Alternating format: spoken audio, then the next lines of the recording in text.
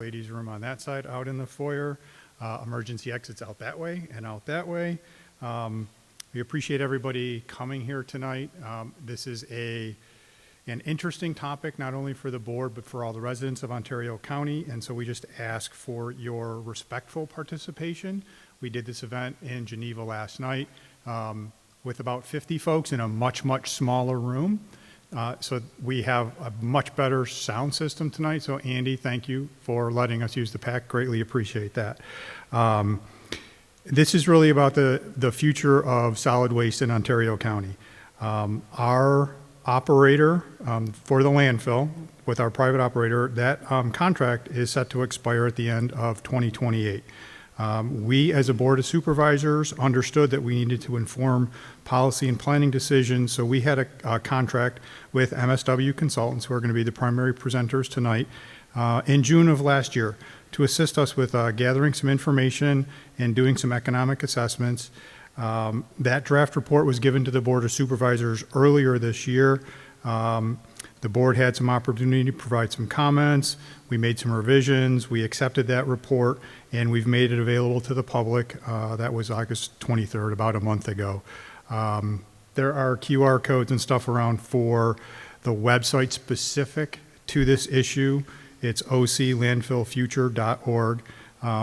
That whole report, comments, questions, ways to contact your individual town supervisor, et cetera, are all out there on that website.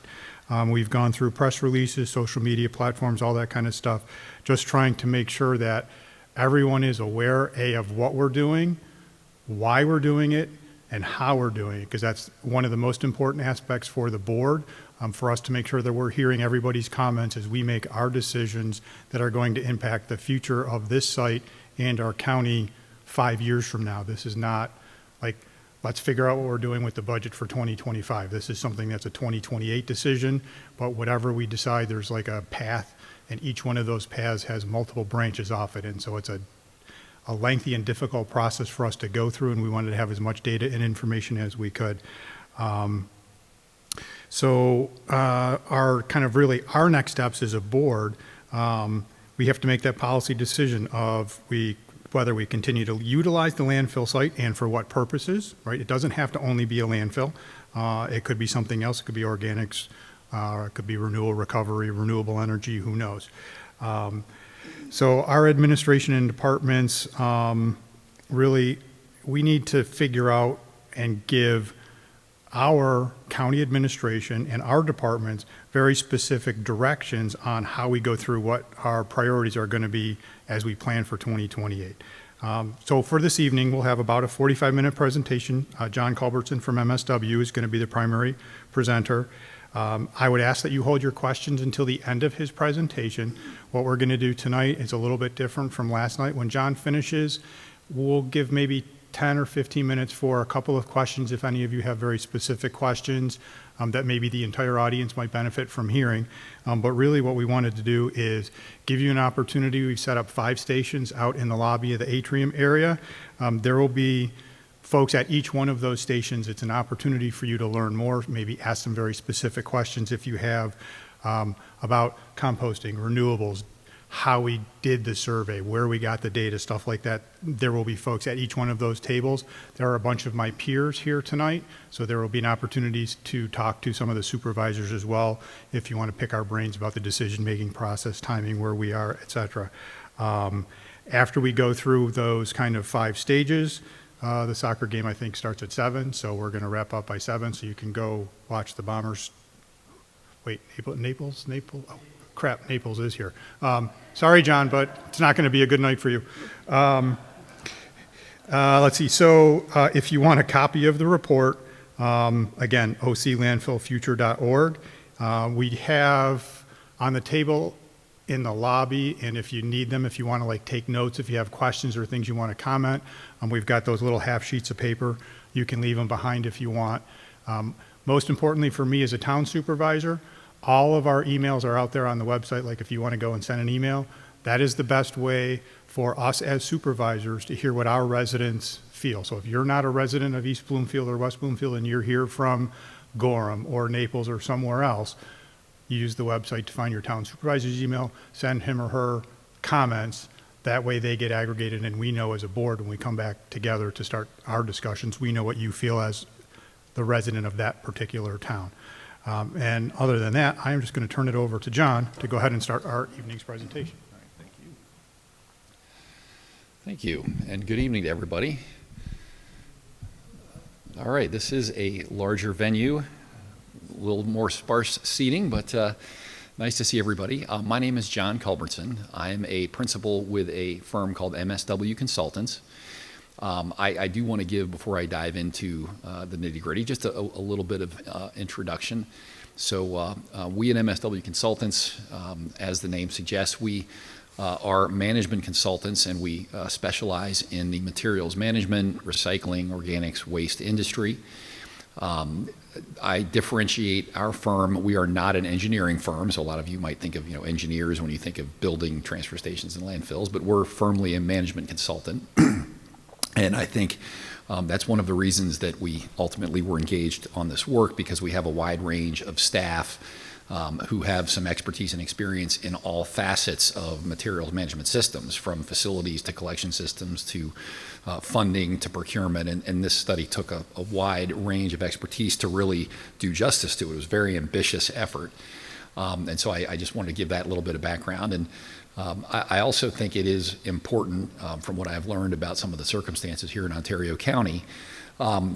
We are a small kind of a boutique shop, and we have made the decision long ago that our client base that we serve are public sector, so municipal waste management folks. We work for cities, counties, townships, boroughs, solid waste authorities, state agencies, and we provide advice to them to make good decisions and to optimize their system in really what, if you step back for a moment, is really a solid waste utility market, only it doesn't function like utility because private companies control an awful lot of the facilities and an awful lot of the collection. So it's a sometimes challenging dynamic. But we think that being independent, we don't have an engineering practice, we don't sell technology, we don't provide advisory services for waste management companies. We think it's very important for us to do our job right, to be independent as we look at situations and circumstances and help do research and analyses and make forecasts. So I wanted to give a little bit of perspective before I just launched in. You're wondering, why is this bozo telling us about waste? We do have some experience on it, so I appreciate the chance to introduce myself a little bit. All right, let's see if I can operate everything. So I have a fair amount of material to cover. You'll learn I'm not a big slide reader. Those of you who like to read slides, I'm sure eventually this will be available. And actually, all of the content that I'm presenting, we've drawn from prior work sessions. So I think you'll find appendices in the report that has this material. I look at my goal today to hopefully identify the important concepts that we came up with, not necessarily to convince you that every number in our report is perfectly correct and exact, but we feel like we covered a lot of ground, and it's just important. I think so many dynamics that are important for decision makers and for residents and for businesses have come out of our analysis, that my goal today, while there's quite a bit of dense information on some of the slides, I'm going to try to get through and highlight what I think is important about the information, and not necessarily just to read it off to you. And then, of course, as was mentioned, we hope to give you plenty of time to ask questions. So my first block of slides is intended to provide a lot of easily verifiable facts about the Ontario County landfill and the materials management system here in the county. And so, as was mentioned, essentially this project is spurred because the long-standing agreement that Ontario County has with its operator is coming to an end right at the same time, not coincidentally, that the landfill, they're currently warming up for soccer evidently, that the landfill the permitted landfill is reaching capacity and reaching the end of its permitted life. Along with the landfill, I think most of you probably know, there also is a recycling sorting facility that gathers a lot of recyclable materials and sorts those and is able to then sell the sorted materials into the commodity markets. And so the system that is in place right now, largely due to the fact that the county has contracted with a large company that has a regional breadth of collection businesses and other transfer stations. The landfill and the recycling facility here in Ontario County has been a strategic hub for the current operator, and that's brought some real financial benefits. And you're going to hear me tonight as we talk about different options, talk about there are both advantages and disadvantages to having a large landfill. And a goal I have tonight is to, as transparently and clearly as I can, discuss and talk about both the good and the bad aspects of having a large regional landfill and a recycling facility. And I really should say one more thing before I go on. MSW Consultants was not hired to offer a recommendation to Ontario County as a result of this work. We were hired to compile and document reliable, accurate data and to make as informed forecasts as we could so that your supervisors and your communities and you as individuals and businesses have information to make reliable decisions on.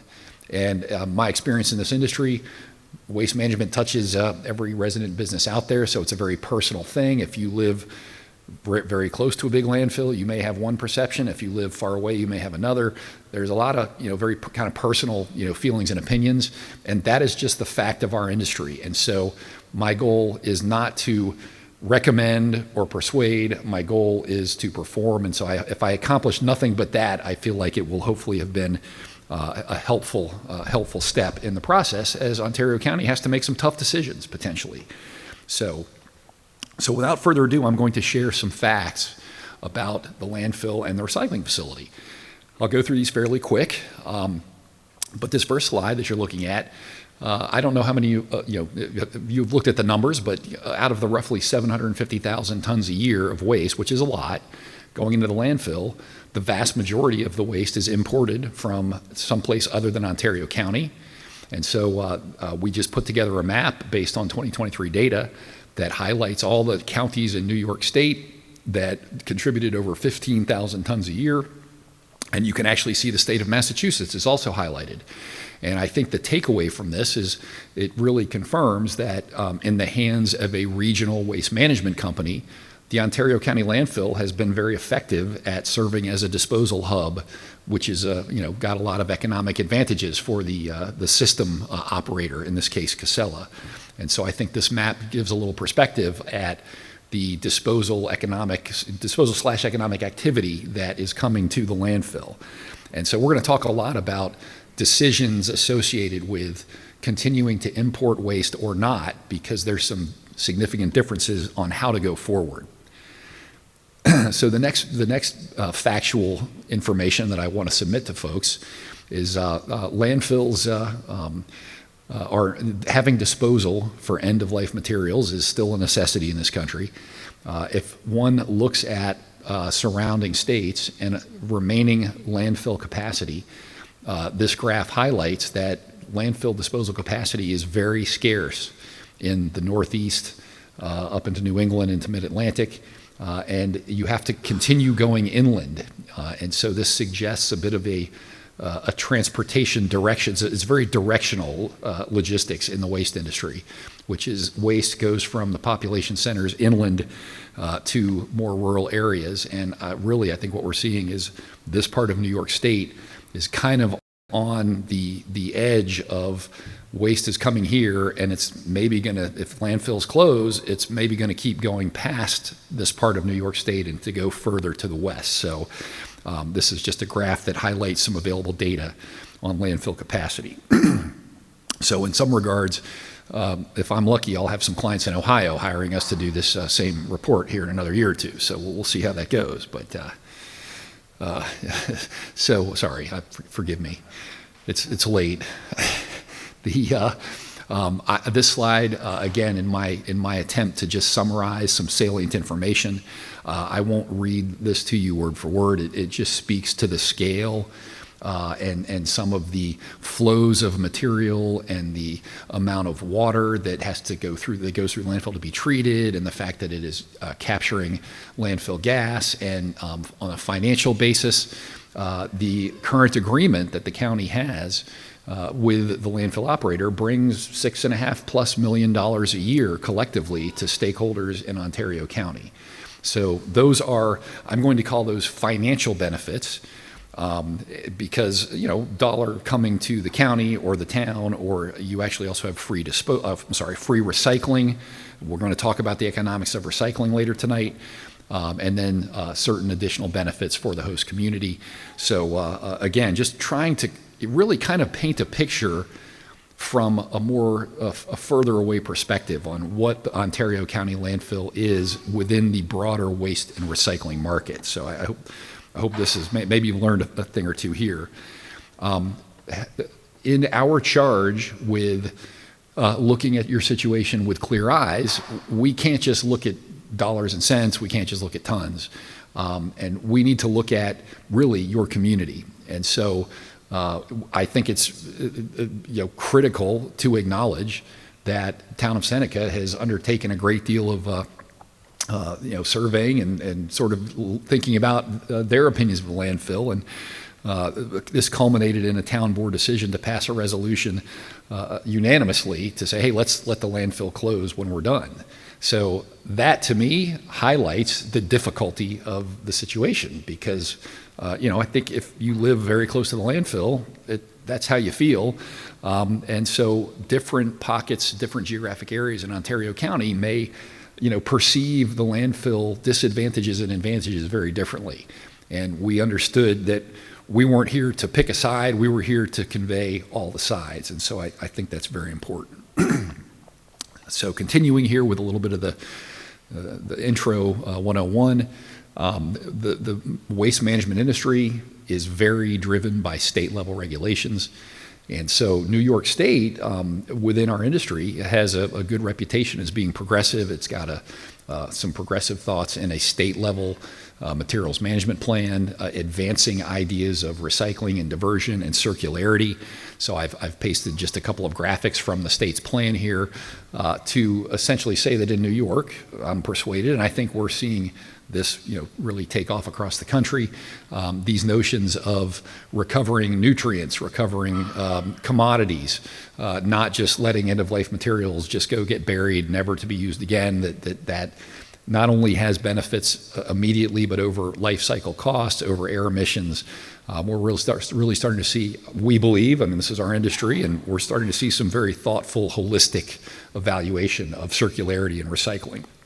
And so, and I wouldn't be a consultant in this space if these concepts weren't near and dear to me, and I hope we'll have some conversations as we go forward on this. But I do think that there is a goodwill to pursue diversion and recycling, and it's just how do you do that? And we're going to talk about that a little more.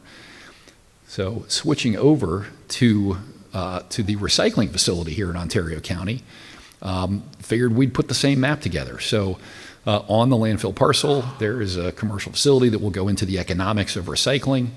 But that is also being used, the Ontario County MRF, I'll use a number of acronyms, I'll try to define them, MRF, which stands for Material Recovery Facility, and it's pronounced MRF, so I probably will fall into using MRF because I'm so used to it, so I'll try to be good about that. But the Ontario County MRF is a hub for processing mixed recycling, single stream residential recyclables from surrounding counties, as shown in this map. So in some regards, the recycling facility is a little bit of a mini model, a little mini business model of the landfill, but just targeting mixed recyclables. Another I think interesting fact: in 2022, Ontario County commissioned a characterization study of disposed municipal solid waste. So MSW, municipal solid waste, is residential and commercial trash. And so this study basically applied some statistical sampling and measured what is getting thrown in the landfill of household and commercial trash generated in Ontario County. And I think it's a little bit of a good news, bad news picture, to be honest. So on the good news, if you look at those green pie pieces, those represent bottles, cans, cardboard, targeted curbside recyclables, as well as green waste, yard waste, food scraps. So all those green pie pieces strictly, theoretically, could be not put in the landfill stream and could be diverted to composting or recycling or anaerobic digestion or something else. In other words, there's an opportunity to divert all of the green pie piece materials. So that's kind of a plus, because you're thinking, okay, great, we can reduce waste to landfill.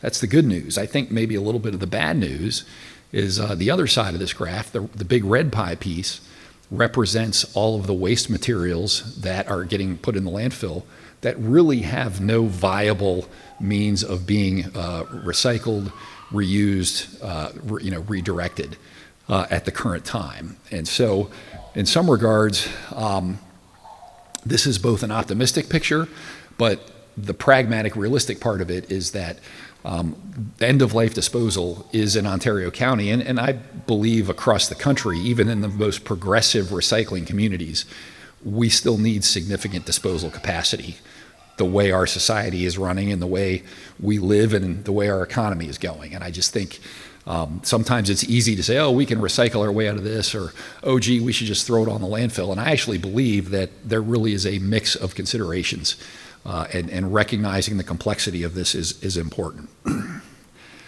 All right, we're closing in. Just this slide, I'm going to just go over really briefly. This took us a year.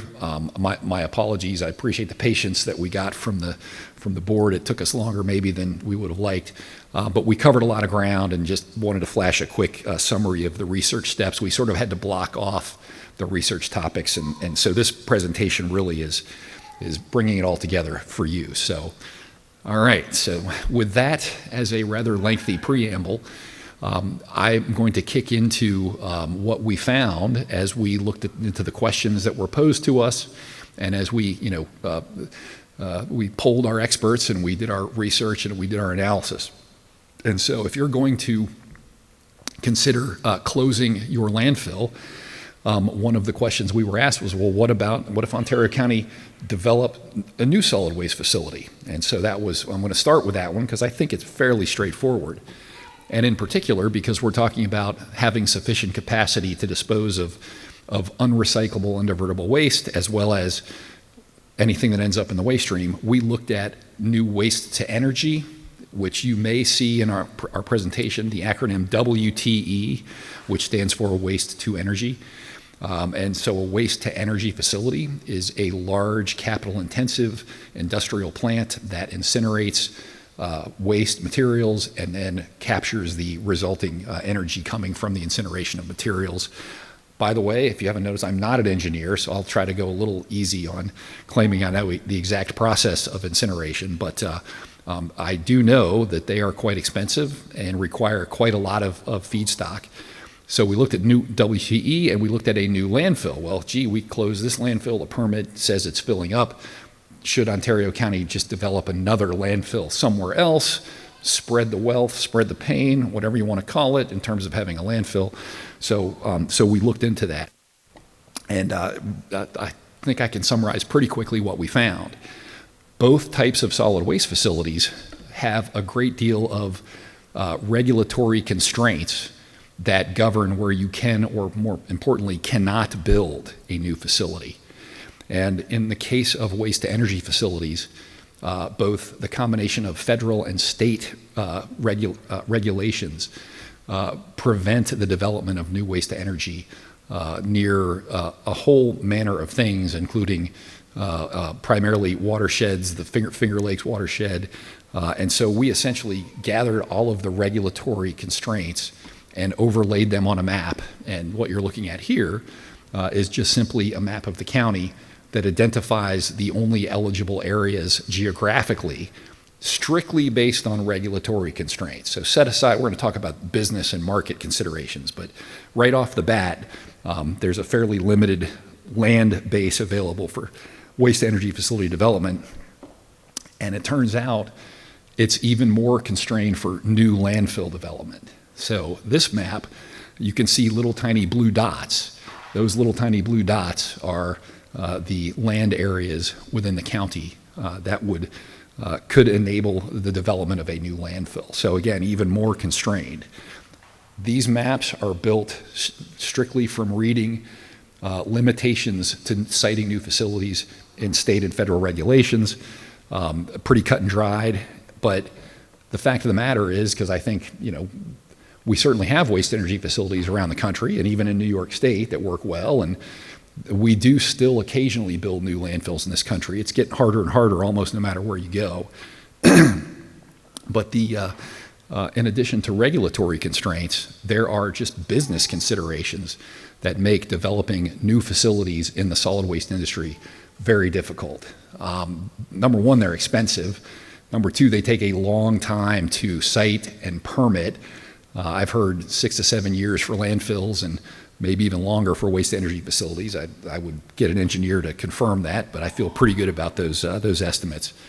And additionally, you've got to have enough waste supply. You have to have enough tons to make the economics work. If you have a waste energy facility, you generate ash. Now you have to throw your ash away. If you build a new landfill, now you have to cap it and monitor it for 30 years after it fills and closes. So these are all quite significant constraints from a market and business standpoint to developing new solid waste facilities. So again, I'll conclude this in a minute, but in addition to these larger disposal-related facilities, I would actually like to, we looked at some smaller specialized processing facilities, and I'd actually like to take a moment to introduce one of my colleagues in this work, Jerry Leone, to talk a little bit about organics diversion. So, and part of this is also, we are all here. I figure we'd try to do a quick introduction so that if we get into questions, you know who to approach for different topics. And this is the man for organics diversion in Ontario County. So, thanks. Great. Thanks, John. I didn't advance it. Great. Good evening, everyone. As stated, my name is Jerry Leone. I'm principal with J&L Consulting. I have over 35 years of experience in solid waste. I did spend time working 15 years with Waste Management, 13 years with Casella, and spent 7 years more recently with the United Nations, assisting the organization with alternative waste management technologies in Africa and Haiti, including innovative composting. So as part of our work, as noted, we investigated opportunities for diversion of organic materials, which is a fairly decent-sized fraction of the materials, as John stated. As part of that, we investigated the opportunity for a centralized facility at the landfill that might look like a digester or possibly a composting operation. In digestion, a gas is made, and that gas is quite valuable these days, put into a local pipeline and shipped off-site. It's got some quite valuable tax credits that come with it. And alternatively, compost, you might know, folks, is a technology that produces a mulch that ultimately can be used for a variety of purposes and arguably would provide a revenue stream to the county. And in addition to that, we explored what outlets might be available here regionally for the diversion of those organics. And although it's been slow to the uptake, there are digesters, a limited amount of composting, but digesters are starting to show up. Again, they produce gas. That gas is quite valuable. More specifically, there is a facility in Auburn that's currently up and running that isn't too far away that might very well serve as a great option for diverted organics. And in closing, I'll suggest to you that organics diversion is difficult and challenging at the curb. There is a need for specialized equipment through hauling and collection that doesn't come easily. As John noted, it's a rather fragmented market that we're in here, and private haulers haven't quite made that investment, which could be sizable for the conversion of their trucks to handle specifically organics, which is quite a bit different than regular waste. Happy to talk to you all after as we break out, if needed, for further discussion on that. And again, thanks for your participation here this evening. Oh, excuse me, one other thing. Thanks, John. As part of the investigation, we explored alternative land uses at the site. That could take the form of a renewable energy project, either in the form of solar or wind, although maybe limited due to Town of Seneca code requirements. But there's also up and coming and emerging technologies that I've been involved in recently called battery energy storage that represents some potential revenue stream to the county should the situation lend itself. Thanks, folks. Thank you, Jerry. Looking at new facilities, as you saw, couple large for disposal, couple small specialized facilities. And again, probably more details than any of you really would ever want to know contained in our report, but want to make sure you know who to talk to should you have questions. All right, so let's get into it. Expanding the current Ontario County landfill. We know that the permit is expiring in 2028, and not unexpectedly, the contracted operator should essentially have filled the landfill to capacity by that time. There may be a little wiggle room, but it's essentially going to be full, and the permit's going to be expired in 2028. So that said, it is quite common that landfill owners, upon reaching the end of their currently permitted life, routinely seek to expand their landfill capacity and extend their permit. And let's face it, they've been, it's challenging. Not sure people necessarily like it, but it remains just generally, I'm not saying for Ontario County, but having disposal capacity remains an important utility service in our society, in our culture. And so we looked into expanding the landfill, but as you'll see, expanding the landfill, if you just don't think about it too much, is sort of like a black or white yes or no, but the reality is there are important considerations of how to go about expanding the landfill and what waste to accept. And so let me dive into this a little bit. I'm first going to cover just the mechanics of landfill expansion. Landfill is essentially a large storage area for waste. It's getting built up on a hill. I'm sure I don't have to tell anybody here about that. When it gets full, it would normally get capped. But you can still expand a landfill. Now, it requires permitting, it requires planning, it requires engineering. But you can either go vertically, in other words, if you have a landfill, you can expand by going on top of your existing landfill. That's a vertical expansion. Or you can leave the current hill and you can expand out to the side horizontally or laterally and just fill in more of the footprint. And so I'll probably use horizontal and lateral interchangeably, but we looked at both of those options because both are methods of expanding a landfill. So just a real quick, what does that look like? If this is an aerial view drawing of the top of the current active landfill hill, and I hope you can make it out on the slide, but there's some darker concentric circles in towards the middle. That essentially would reflect the hill is built up. To expand it, you would essentially just keep building the hill to more of a point. So there are slope requirements. I'm not an engineer, but I think the concepts are, some of it is a little bit basic physics. You've got to build a pile that's not going to collapse, and so you can see what a vertical expansion, that's going to increase the elevation. That means potentially the landfill could be seen from further away. Let's talk about this in a clear-eyed and fair manner. I mean, if you're talking about it going up, more people might be able to see the landfill. Maybe there are birds over the landfill. Maybe they see truck activity. That is what a vertical expansion could be.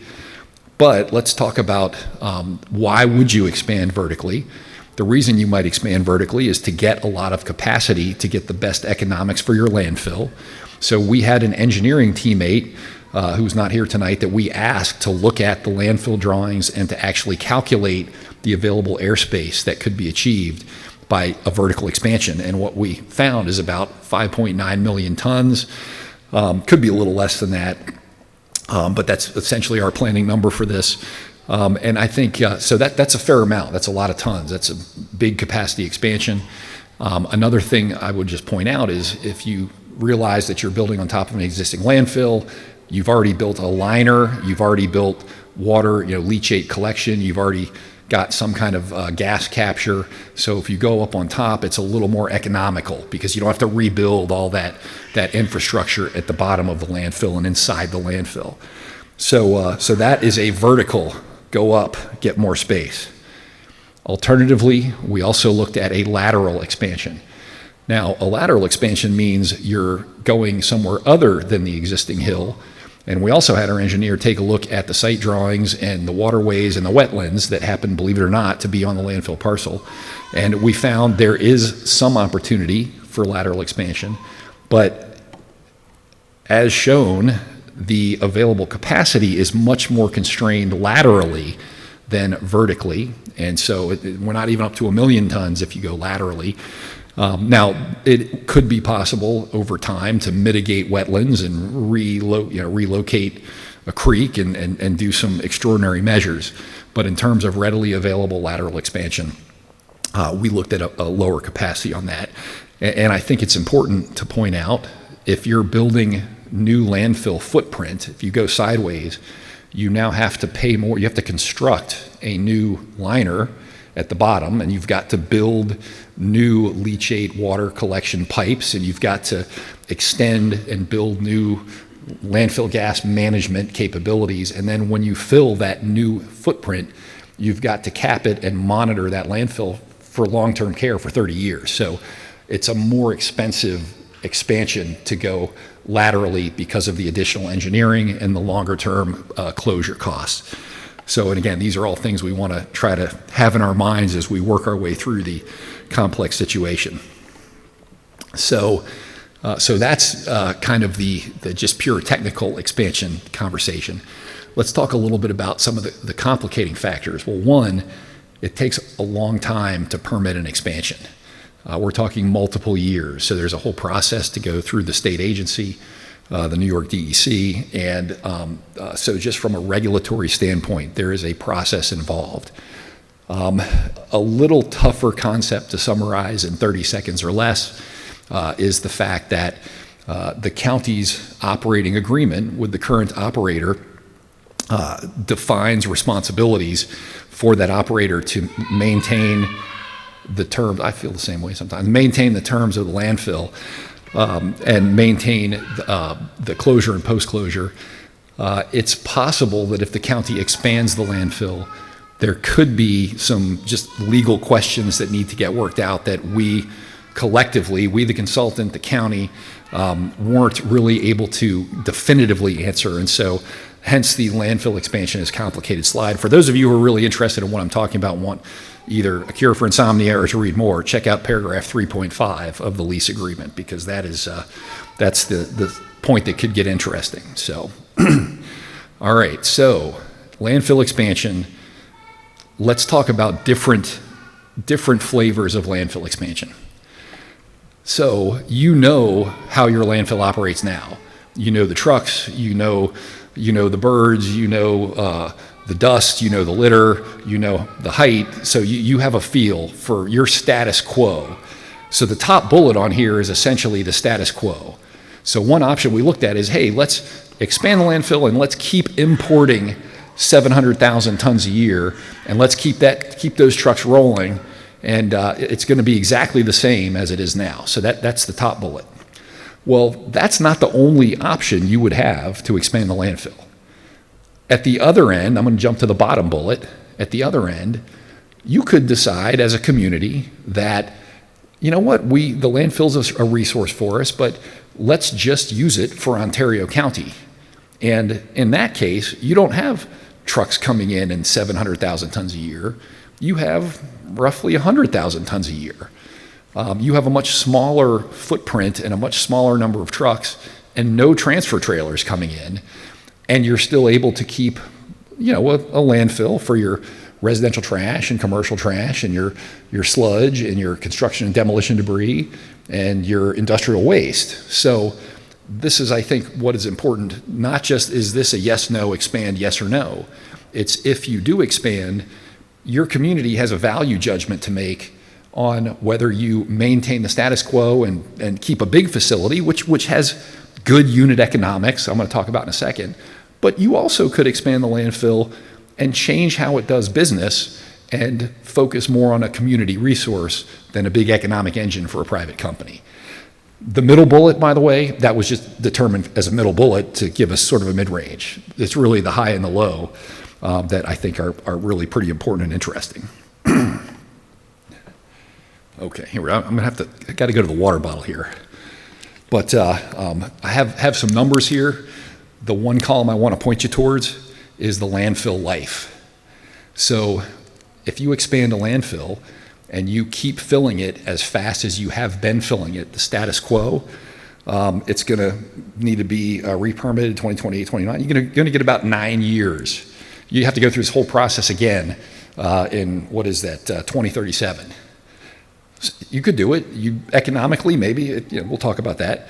But if you only take county waste, you're going to fill that available capacity much more slowly. You might, I got to take my glasses off so I can't see my own screen. You might get out to 20, it's like 50 years that you could expand the landfill for the benefit exclusively of Ontario County. I am not going to tell you these numbers are accurate down to the year. There could be a plus or minus on these. Fill rates can jump up and down. But I think the key takeaway is that the decision to expand the landfill, it's not a yes or no decision. It's a, if we expand, how do we expand that best reflects our community values to balance the good and the bad? So I think if you can think about it like that, I would submit that that's a more constructive way than thinking of it as a yes or no decision.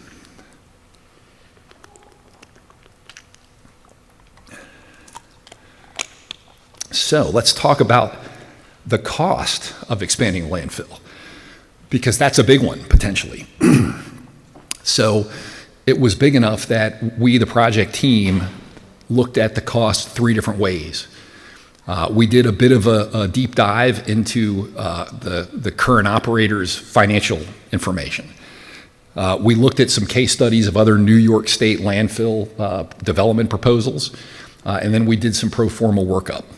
And the reason is because you don't get the same answer depending on the method. And so what we're looking for as an advisor trying to develop a reliable forecast is look at it from as many ways as we can, get the best, most recent data we can, apply some professional judgment, apply some technical judgment, and look at the market, what is the market pricing for landfills, and try to bring all that together. And so, again, I won't go over every number in the table on the slide right now, but for each of these methods, we had an underlying assumption on the tons per year of that landfill, and we came up with essentially kind of what we think the range would be for the charge per ton for those landfills. And so the takeaway, even though this table looks the same, it sort of more concisely summarizes the dynamics. In the landfill industry, the best unit economics, the cheapest cost per ton is obtained by putting the most waste per year in your landfill. So if you are a private business and you're looking to maximize your profits, you want to put as many tons in your landfill as you can, because that is going to provide the lowest cost per ton. You're going to make the most money on your tip fee per ton. Conversely, if you have a very small landfill without a whole lot of tons of waste going into it, you can't spread your fixed costs quite as wide. You're going to have a higher cost per ton of disposal.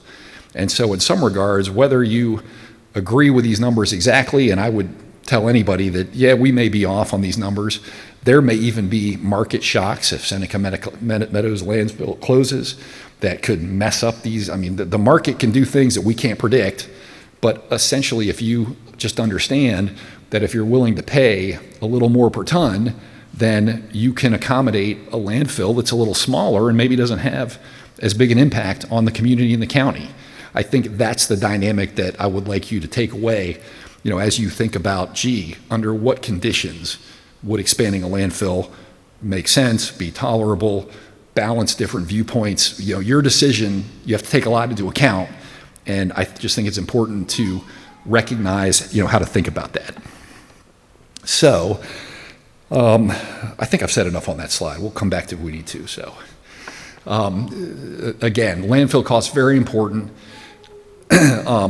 But in addition to just the disposal cost per ton, the last cost component that I wanted to touch on speaks to, I alluded to the $6.5 million of financial benefit that is currently coming to various county stakeholders under the current agreement. So we have thought about that, and when this agreement was signed 25 years ago, those were wonderful enticements and great financial benefits. Now the industry has evolved a lot, recycling has evolved a lot, we're going to get into that. We think that one of the benefits that you have now, which is free recycling for residentially generated recyclables, we think that's probably going to go away, and I'll come back to that a little bit later. The county currently receives quite significant annual financial payments from the landfill operator. We think those are likely going to go down, maybe not go away, but go down quite a bit. We do think that host community payments to the town of Seneca as host community, we do think that will continue. It is customary in the waste industry for disposal facilities to pay a host community fee, so that is a common occurrence. And so it does seem likely that even under different circumstances, there would likely, I think it would be a well-earned host community benefit for a community that's hosting a landfill of any size. So just, I think in terms of reasonableness, I can't tell you what the right payment is, but that is certainly a convention. And I guess from my standpoint, it seems like the least you could do if a town is hosting a solid waste facility is to have some benefit accrue to that town. So that concludes landfill expansion. So I'm going to take a breath and another drink of water, and then we're going to go to the next block of options were the landfill to close. So, if there is no landfill in Ontario County after 2028, then by default, Ontario County will have to export all of your waste materials to some other unsuspecting county, probably going west, to find a home for your disposal. So that is a waste export system. The good news is that almost every community along the Atlantic seaboard and even along the Pacific seaboard are waste export communities, because that is the way the industry has evolved. So it is very common for communities to not have a local landfill and to be shipping, trucking, railing, or barging their waste to other areas, exporting their own waste to some other lucky recipient who gets to put their waste in a good landfill. And so if the Ontario County landfill closes, let's talk about what does a waste export system look like in Ontario County. Well, the first option, and far and away a very common option for waste export, is if there's no landfill, then typically there's the need to build a commercial transfer station. So a transfer station, you may be familiar with the town transfer stations, but when I say commercial transfer station, what I mean is a large industrial commercial facility that is designed specifically for residential trash trucks, front load garbage trucks, construction demolition roll-off boxes, big trucks to come in, dump out, and then to consolidate all of that waste onto tractor trailers, which is a less expensive form of transportation and also holds a lot more. You see that truck on the bottom right. Those are what are coming into Ontario County right now from waste export systems to your east. All those counties that were highlighted on the map are waste export system counties because they're exporting all their waste to Ontario County. And they most likely have one or more commercial transfer station. So let's talk a little bit about the economics of a transfer station. So first of all, to operate the facility, to do the transfer or handling costs money, right? You need some equipment, you need to build it, you need to operate it, you need to run some mobile equipment. So transfer and handling for about 65,000 tons a year. We are estimating for planning purposes that's $20 a ton just for what goes on inside the transfer station. Then, once it's loaded on that truck, you've got to transport that and go further. So the good news is those are all predictable costs. And so what we have been able to do is take a look at the landfill market. Here's a map for you that shows some, again, no shortage of landfills getting increasingly distant. So we were able to then not exhaustively, but at least reasonably at some of the nearby landfills. And so this table shows, I think an important takeaway is, yes, there are other landfills, some are even kind of close, but note that all of the disposal fees are higher at these landfills than you currently have here locally. So if you shift to waste export, you have to pay to transfer, you have to pay to transport, and you still have to pay a higher disposal capacity. And so to kind of conclude this scenario, when you add all of that together, again, I won't read you the line items on the table, but we picked 3 named landfills in this table that are close by, and we put a bit of a generic landfill together. And some happy people here. And you can see that we're getting up into the even over $100 a ton combined disposal cost in some cases. And so, again, are these numbers exact to the penny? No. Are they reasonable under current market conditions? We think they are. Could these be disrupted? For example, if Seneca Meadows landfill closes, potentially they could. All right, so let's go to the second waste export scenario. Ontario County closes landfill, decides to not develop a transfer station. Well, at that point, all of your garbage trucks that are going around the county collecting now have to drive and find a further away landfill or a more distant recycling facility. And so those are very expensive forms of transportation of waste. Compactor trucks are, I think they're running about $475,000 a pop these days. They're quite expensive to get a compactor truck. So you really don't want to drive those a long distance. But if the landfill closes and no commercial transfer station is developed, then all these trucks have to go further. And essentially, that's going to impact all of the collection routes in the county because they no longer have a convenient local disposal location. So all of their routes and the number of customers they can serve per route will change. So we wanted to look into the cost of collection because if you close the landfill and don't build a commercial transfer station, every single collector in the county is going to be impacted. So a little bit of background, we did a admittedly non-statistical survey. The county mostly is served by small private haulers or some large private haulers under a subscription system. We did a survey, not exhaustive by any means, but the top table that you can see here on the slide, you can see pretty expensive, pretty wide range, pretty expensive.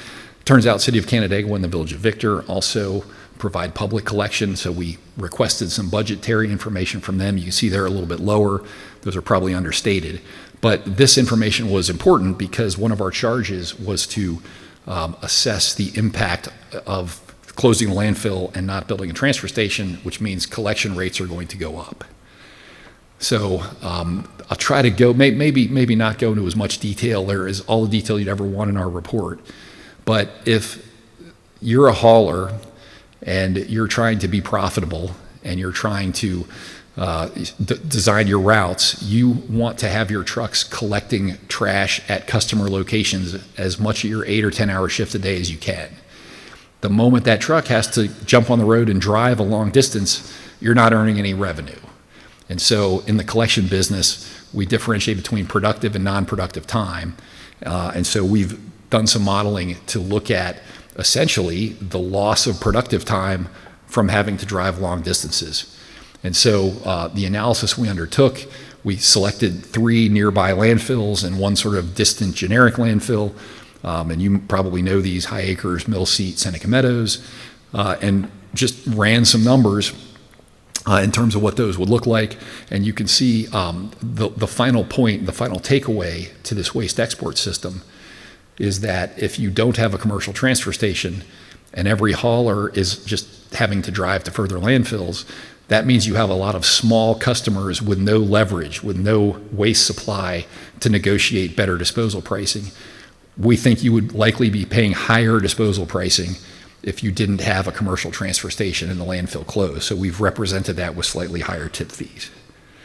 So a lot going on there. You guys are doing great staying with me here.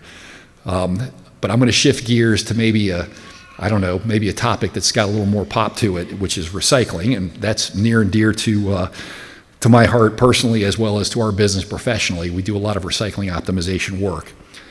So I'd like to spend a few minutes just talking about the economics of recycling, which we obviously hear a lot about. I believe the recycling industry historically has done a poor job at honestly educating people that it costs money to recycle. And so if you look at a recycling facility, it's an industrial facility. It's got conveyor belts, it's got trommels, it's got optical sorters, it's got robots, it's got magnets. There's a lot of heavy equipment. It's expensive to build and it's very specialized to design. It costs $85 to $110 a ton to process and sort recyclables. because it's a big industrial facility. It's more expensive to run a ton of recyclables through a MRF than it is to bury a ton of waste in the ground by a long shot, right? And if you think about it, landfill, gee, dump it, bury it, that's pretty cheap. Recycling, run it through a bunch of equipment and separate it into 15 different commodities, that's pretty expensive. And so Ontario County, you have a delightful MRF. You've got a modern single stream processing system right here on the landfill parcel. And so that is not something everybody has, as we saw on that map. But from an economic standpoint, historically you've benefited from free recycling. That is not at all the economics of recyclables processing. As I said, it costs money to process. And without going into a ton of history, in the last 5 years, the recycling industry has really had to apply rational pricing in order to be effective and functional and sustainable. And so current recyclables agreements typically charge this processing fee, $90, $95, $100 a ton, but then it recovers material, and then aluminum cans are valuable, water bottles are valuable, cardboard's valuable, right? There's value to what they recover. And so that's revenue that comes back, but here's the catch. So this graph shows the value of 1 ton of residential recyclables in the Northeast region over the last 5 years.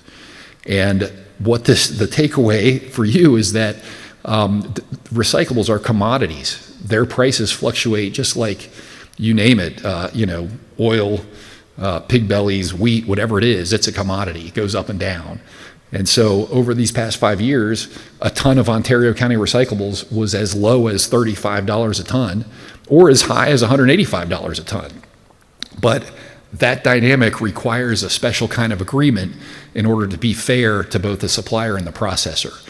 So the days of free recycling, we believe, I think almost under any condition we can think of, are probably gone in Ontario County because rational pricing is necessary for that business to work economically and to not go away when the value of recyclables goes way down in the dumps. It's got to share the risk across the community for the generator and the processor.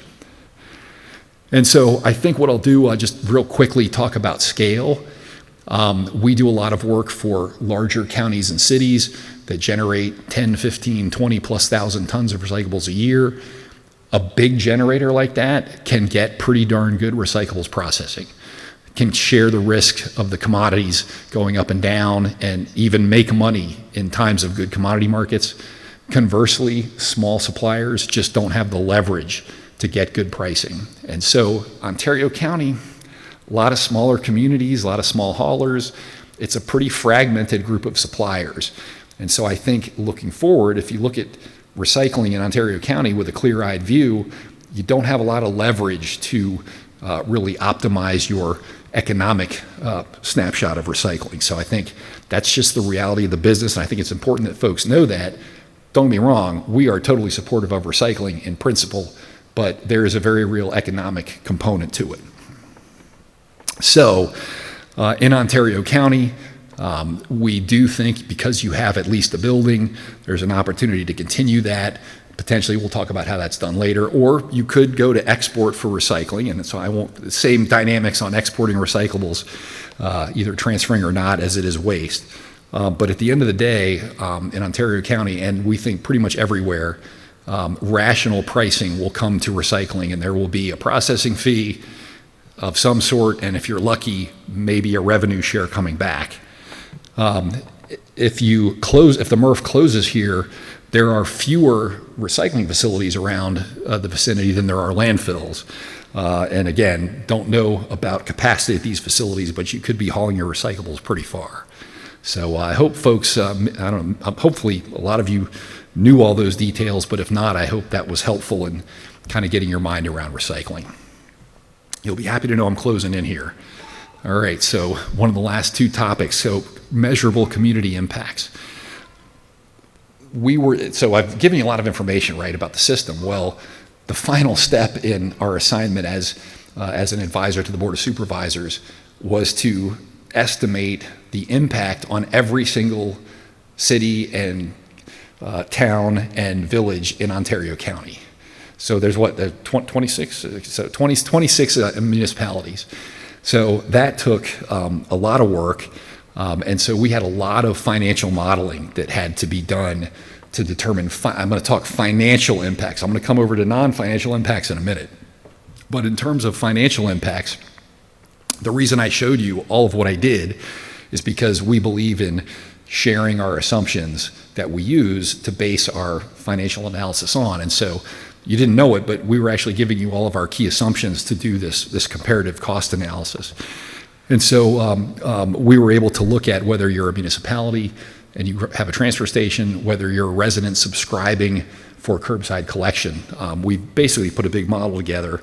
And I actually would also then like to use this opportunity to have my colleague introduce himself, because we need somebody who's good with data. So I'm going to introduce Nick here real quick. Hello everyone. My name is Nick O'Callahan. I am an analyst at MSW Consultants, and I was very heavily involved with the handling of the data and the financial modeling for this project. And I'm just here to support John and Jerry with any questions you guys might have about any of the numbers. It's pretty complex set of data, so any questions you have, I'm happy to try to answer your questions. And I'll just put it another way.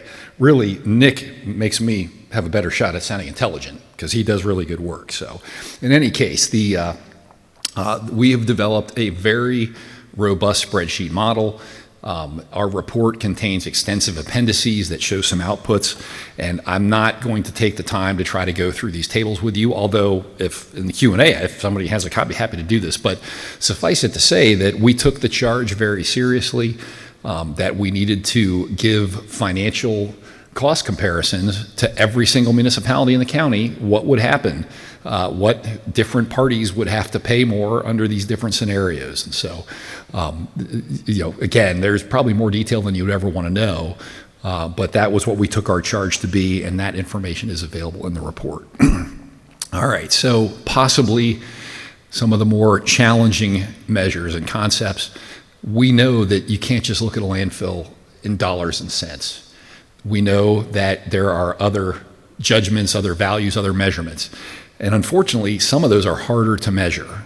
So I want to take a moment and just talk about other impacts of the landfill, which we were charged to look at.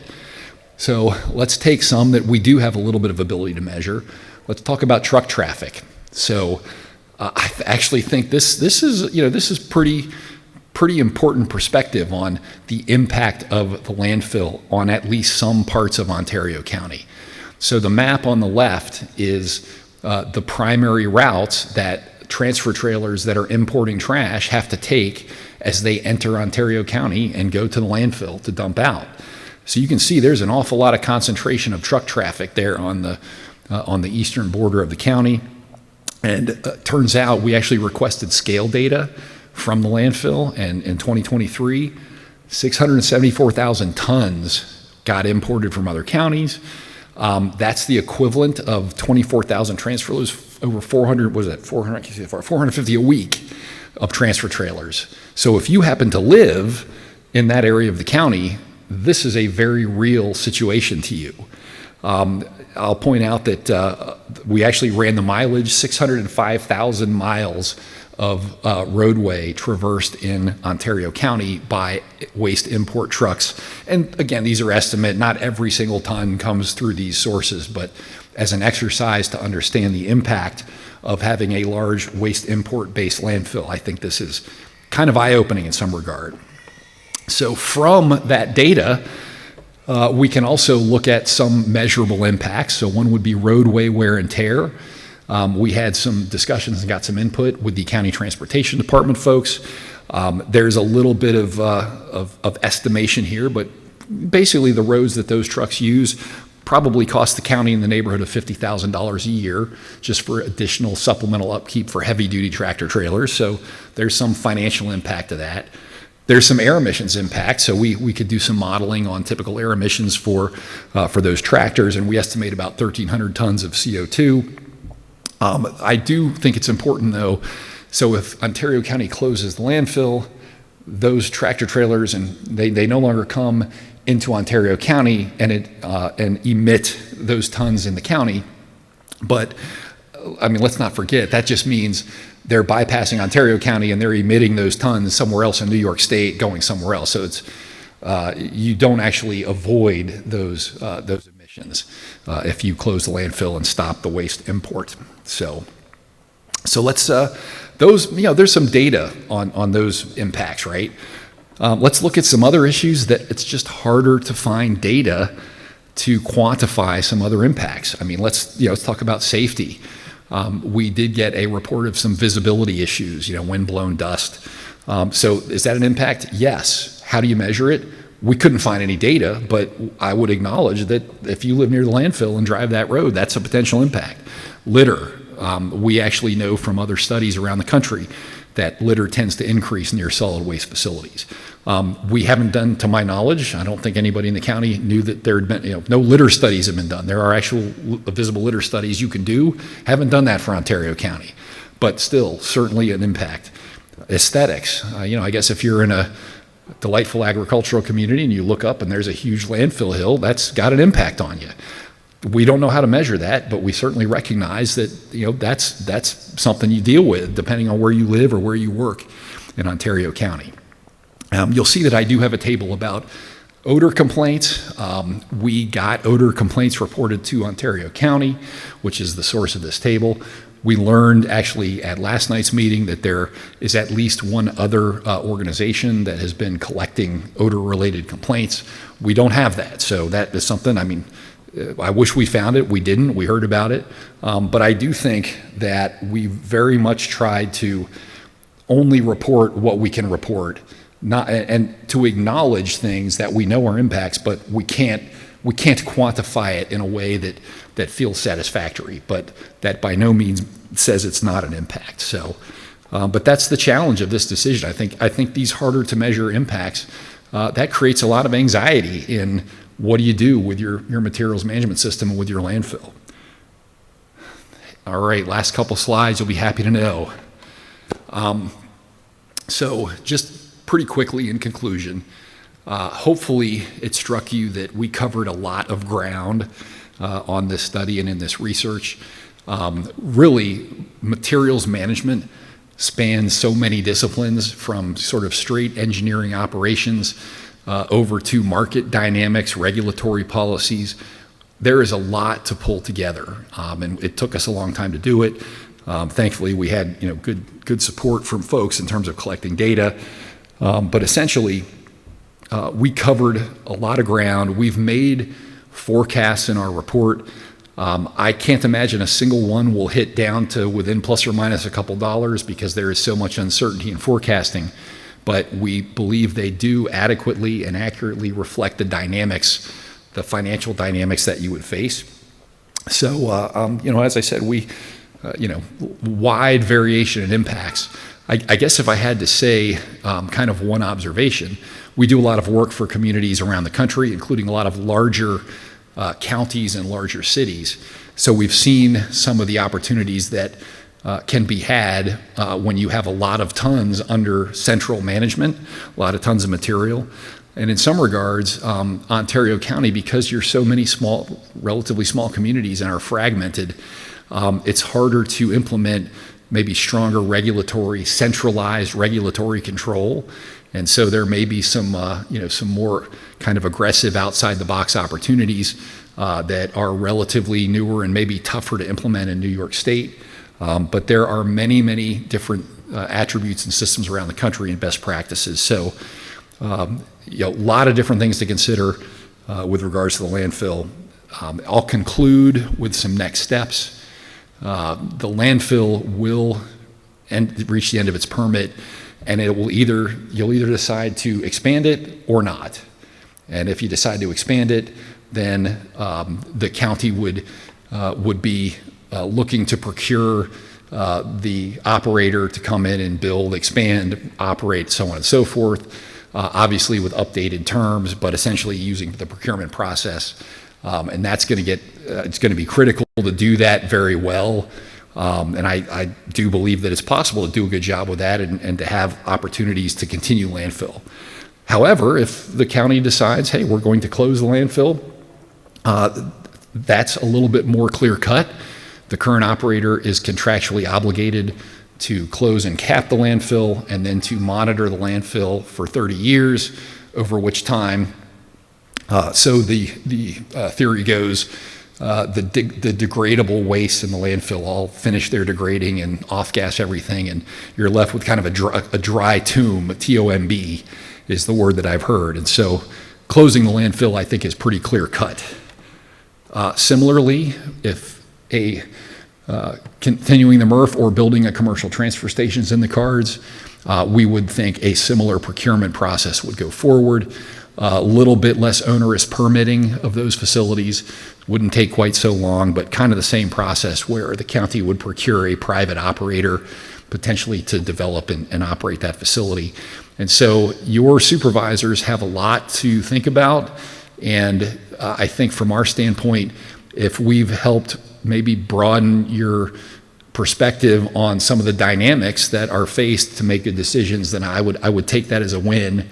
And I think with that, I probably have gone over on my time, so I'm going to step back and let us transition here into the next phase. So, all right, thank you all. Thank you all. Oh, is there another one? Oh, maybe that one. Okay, thank you. Okay, so I'll show my age. I'll admit my mistake. This is being recorded. John and the team were good enough to do a webinar today. So if you go out to this, oclandfillfutures.org, the whole report and everything is out there. The recorded session from earlier today will be out there. This recording is going to be out there as well. Who doesn't, okay, let me ask, besides the county administrator who knows all the movies ever done, when you hear about commodities and you think about ups and downs, who doesn't think about orange juice concentrate? Everybody knows that movie, right? No? Okay, Trading Places. Okay, fair enough. So we're going to go, eventually we'll go out to these 5 stations. I'm going to go this way. So there will be a couple of folks at each one of these stations. If you have more specific questions, want to get a little bit more knowledge, learn a little bit about each of those specific topics. But we wanted to give you 5 or 10 minutes if there's specific questions that you want to ask John or me. We can do 5 or 10 minutes of specific questions if you want to do it now. All I would ask is if you could just give us your name and the town that you're from so we can make sure that the right supervisor understands your questions and then needs to follow up with you if possible. So are there any questions for either me or for John before we go to the breakout stations? Don't be shy.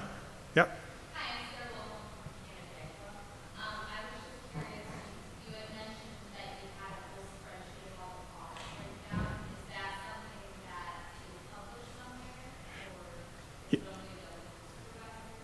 I'll let John answer. I believe the question was breakdown of the costs. Yeah, thank you. The question is definitely, in fact, the appendices to the report contain, I believe, all of the assumptions we used and all of the outcomes of our calculations. And so our intent was to, for those who cared to do so, that they would have the ability to understand our basis for making all the projections that we did. And in fact, during questions, potentially we could even try to look at something in detail if that would, broaden, hey, this is how it's set up. So, super. Any other questions before we let you go out and go to those 5 different stations? All right. Sounds good. Yeah, we'll go take it. I would propose maybe a 5-minute transition period before we get to the stations, if that's okay.